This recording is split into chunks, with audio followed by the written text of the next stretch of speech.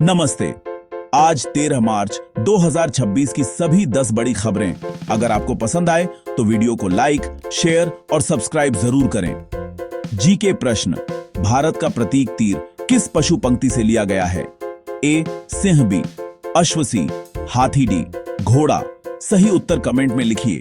सही जवाब देने वालों में से चुनकर छोटा इनाम दिया जाएगा। चलिए शुरू करते हैं। देश के कई राज्यों में मौसम का बड़ा बदलाव। हेडलाइन, यूपी बिहार समेत कई राज्यों में बारिश का अलर्ट, दिल्ली में बढ़ेगी गर्मी। खबर, मौसम विभाग के ताजा अनुमान के मुताबिक उत्तर भारत में तेजी से चक्रवातीय सिस्टम नहीं है, पर तय मौसम पैटर्न में परिवर्तन के कारण उत्तर प्रदेश, बिहार, पंजाब व उत्तराखंड के कई हिस्सों में बौछारें और तेज हवाएं आ सकती हैं। वहीं राष्ट्रीय राजधानी दिल्ली में दिन के तापमान में वृद्धि से गर्मी बढ़ने की चेतावनी है। स्थानीय प्रशासन ने जमीनी रिपोर्ट और जलभराव की निगरानी तेज कर दी है। बढ़ते हैं अगली खबर की तरफ।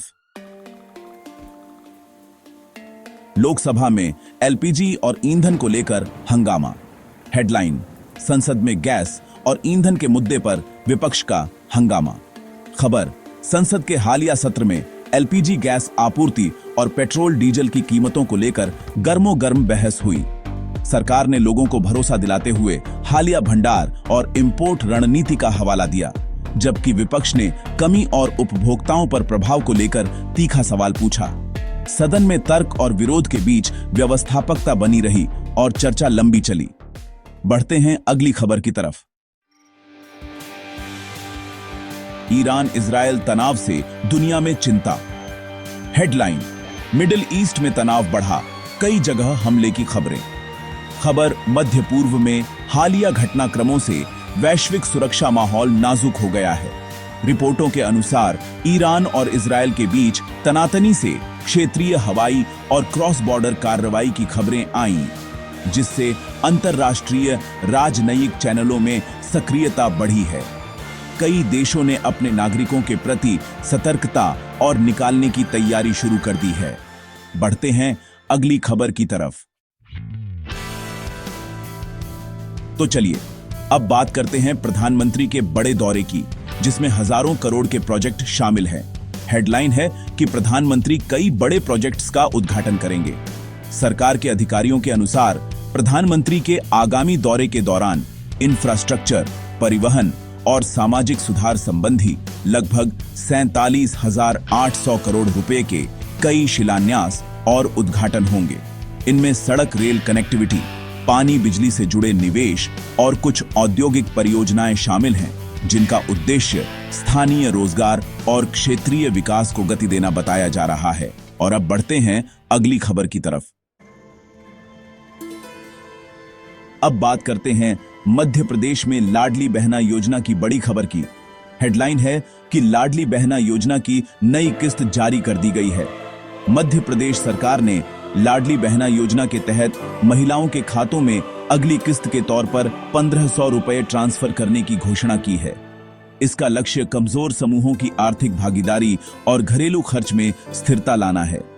अधिकारी बता रहे हैं कि यह किस्त सीधे बैंक खातों में जाएगी और लाभार्थियों की सूची व भुगतान स्थिति की सार्वजनिक रिपोर्ट भी साझा की जाएगी। चलिए अब बढ़ते हैं अगली खबर की तरफ।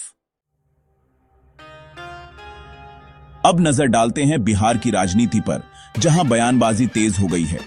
हेडलाइन है कि तेजस्वी यादव के बयान पर एनडीए का पलटवार हुआ है। बिहार में सियासी गतिशीलता तेज है। विपक्षी नेता तेजस्वी यादव के हालिया बिंदु विवेचना पर एनडीए के नेताओं ने कड़ा प्रतिवाद किया है और चुनावी नतीजों का हवाला देकर अपना रुख स्पष्ट किया। राजनीतिक विश्लेषक बताती हैं कि इस बयानबाजी से जनमानस पर असर पड़ सकता है और दोनों तरफ के संगठन स्थानीय स्तर पर जोर शोर से अपनी रैलियों और जनसंपर्क अभियान भी तेज कर रहे हैं। चलिए अब बढ़ते हैं अगली खबर की तरफ। यूपी में रमजान को लेकर खास तैयारी चल रही है। यूपी के शहरों में सहरी के समय का ऐलान किया गया है। रमजान के चलते उत्तर प्रदेश के बड़े बड़े शहरों में सहरी और इफ्तार के समय को लेकर मस्जिद समितियों और स्थानीय प्रशासन ने मिलकर आधिकारिक टाइमिंग जारी कर दी है। स्वास्थ्य और व्यवस्था को ध्यान में रखते हुए मृत्युओं और भीड़ नियंत्रण के उपाय भी सुझाए गए हैं। नगर निगमों ने सफाई और पानी आपूर्ति के लिए खास इंतजाम किए हैं ताकि रोजेदारों को किसी तरह की दिक्कत न हो।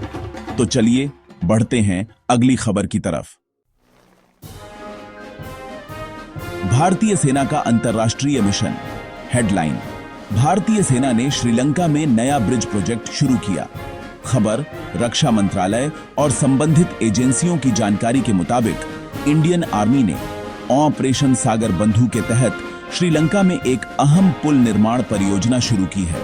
उद्देश्य स्थानीय आपदा प्रबंधन क्षमता बढ़ाना और द्विपक्षीय सहयोग मजबूत करना बताया गया है।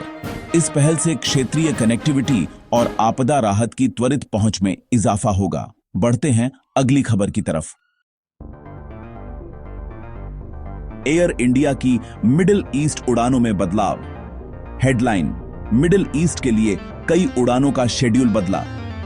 खबर: हालिया सुरक्षा चिंताओं के मद्देनजर एयर इंडिया और संबंधित एयरलाइंस ने मिडिल ईस्ट रूट्स के शेड्यूल में समायोजन और अतिरिक्त सुरक्षा उपाय लागू किए हैं। कुछ उड़ानों का रूट बदला गया, कुछ में देरी या अस्थायी रद्द बदल हुआ है। यात्रियों को सलाह दी जा रही है कि वे एयरलाइन के नोटिस और टिकट अपडेट नियमित देखें। बढ़ते हैं अगली खबर की तरफ। देश में ऊर्जा सुरक्षा पर सरकार की बड़ी तैयारी। हेडलाइन: सरकार बोली, देश में गैस और ऊर्जा की कमी नहीं होगी।